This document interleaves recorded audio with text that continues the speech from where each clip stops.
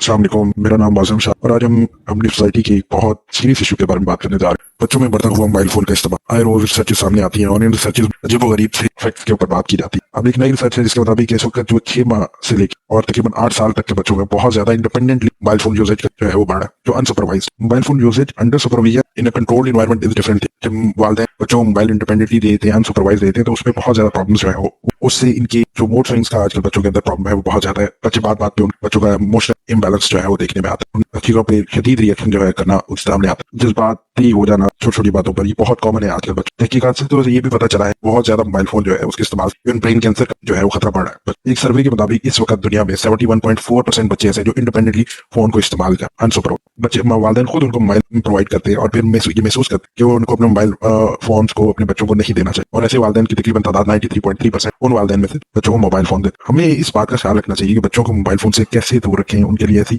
Obviously activities घर में design करें, ऐसी इन्वेस्टमेंट करें जिससे उनको ऑन एक्टिविटीज फिजिकल एक्टिविटीज की तरफ अपने बच्चों की सेहत के लिए मोबाइल फोन के इस्तेमाल को कोशिश करने जितना महदूद कर सकते हैं। Thank you.